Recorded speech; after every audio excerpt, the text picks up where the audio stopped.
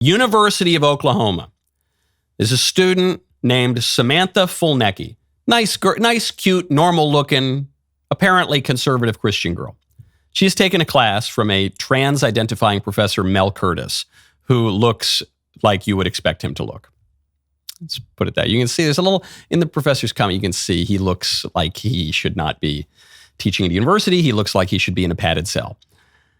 Why did this young woman decide to take this guy's class? I have no idea, but I don't know. These days at universities, maybe there's not much choice. In any case, she was asked to respond to an article and to give her opinion, her reaction to the article. She did that. It was an article about gender identity. And she said, yeah, I'm not really persuaded by this stuff about gender identity. And here's why. Here's what I think about gender identity. And she cites the Bible. And the professor loses it, goes off. The professor says to call an entire group of people demonic is highly offensive, especially a minoritized population. How did this professor graduate from the third grade, much less become a university professor? Minoritized? What is minoritized? This is what the professor wrote on the grading platform. Now, the liberals are saying this girl's a big dummy and she's just a hillbilly citing the Bible and she shouldn't have gotten any points on this because you're not allowed to cite the Bible on scientific papers and she doesn't know anything and, she deserved a grade. Then you have the fancy pants conservatives who are saying, well, actually, I read the paper and it's not very well written. So it's like, why are we defending this girl? It's like she needs to write a little bit better, okay? And they're both totally wrong. I have here, very briefly, we're just going to look. I have the essay. I have this trans identifying professor's grades. And I have the prompt. Here's the prompt. Reaction papers are graded on a 25-point scale, evaluated on the basis of the following. Does the paper show a clear tie-in to the assigned article, 10 points? Does the paper present a thoughtful reaction or response to the article rather than a summary? Is the paper clearly written? That's it. Those are the three things.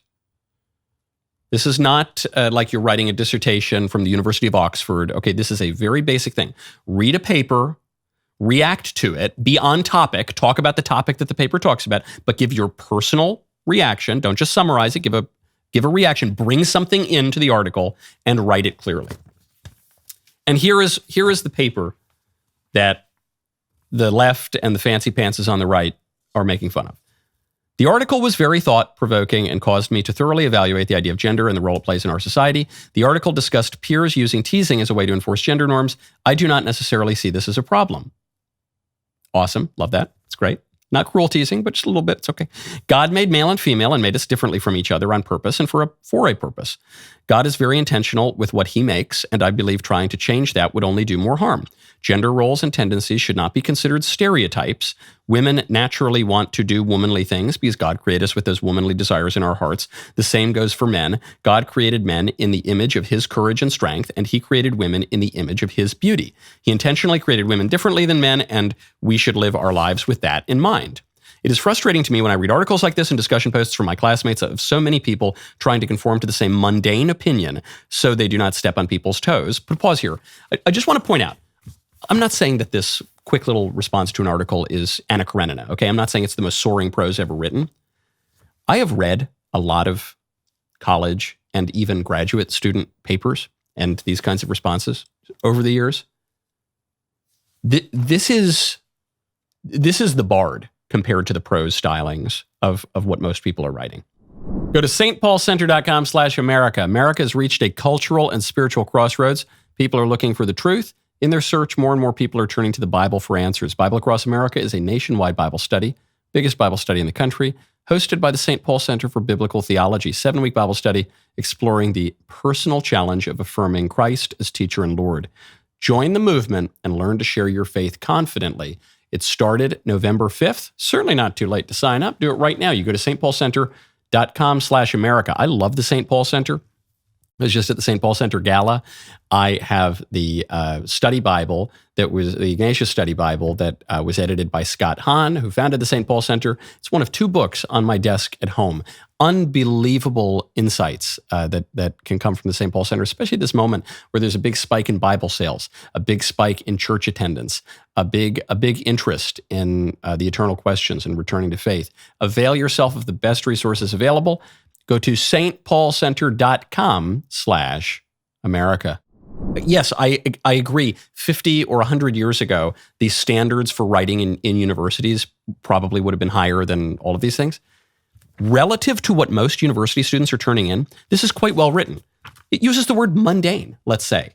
It uses, generally, with some exceptions, an economy of words. It goes on. I think that is cowardly and insincere way to live. It's important to use the freedom of speech we've been given in this country, and I personally believe that eliminating gender in our society would be detrimental as it pulls us farther from God's original plans for humans. They say, you can't cite the Bible. Why not? Well, it's a psychology class. Hear me. The Bible is, whether you believe in God, whether you're a Christian, whether you're Jewish, whether you're none of those things, the Bible is, I think beyond dispute, the best account of human psychology that we have.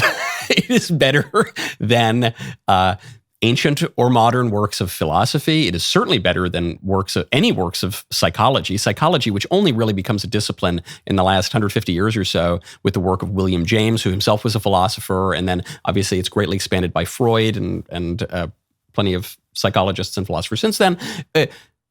The Bible is a much better work of psychology than all of that. It's obviously pertinent. The Bible begins in its very first chapters with a discussion of this topic, which is pertinent to the modern nonsense that the person's responding to. And here's the trans professor's comment. Please note, I'm not deducting points because you have certain beliefs, but instead I'm deducting points for you posting a reaction, also not grammatical, paper that does not answer the questions for this assignment, contradicts itself, heavily uses personal ideology over empirical evidence. Personal ideology over empirical evidence. This is a dude who thinks he's a woman and dresses up like a woman and says in the comment that his pronouns are she/they. But you used your personal ideology instead of, I encourage all students to question or challenge course material with other empirical findings or testable hypotheses, but using your own personal beliefs to argue against the findings of not only this article, but the findings of countless articles across psychology, biology, sociology, etc., is not best practice. Yeah, don't inject your personal baseless beliefs into science, said the she/they. Ridiculous. I've read enough of Samantha's essay to say not only should she not have been given 0 out of 25, she should have been given a full score, 25 out of 25. Okay, this is totally preposterous. And the fancy pantses who want to pretend that they're so much better educated than this girl are absolutely out of their minds. Absolutely out of their minds. I strongly suspect that this girl had the best reaction posed of anyone in her class.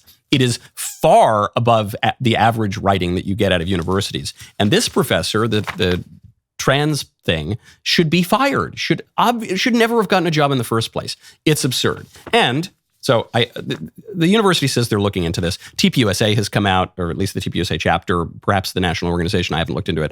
They've come out and backed the student. They absolutely should. And the fancy pants conservatives who want to pretend like this isn't the greatest prose or whatever. I guess it isn't the greatest prose, but relatively it's quite good, and they need to get off their high horse and they need to get over it. They need to recognize that this girl has a lot more to say, even than many, professional prognosticators and pundits, even on the right.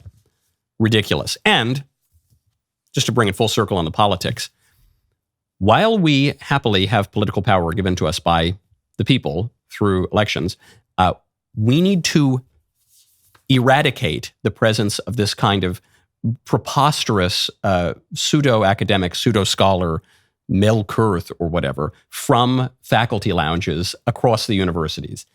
This person can go get a job somewhere else. I hope he lives a good, nice life. But he has no business at a university. This girl should be totally vindicated. The professor should be punished and fired, and the girl should be given full credit. Totally absurd. Totally absurd. I lament the decline of standards in the university as much as the next guy. The decline of standards is on the part of the faculty here, not on the part of the student. That was a great clip. Now stop. Ring the bell. Subscribe. We'll see you next time.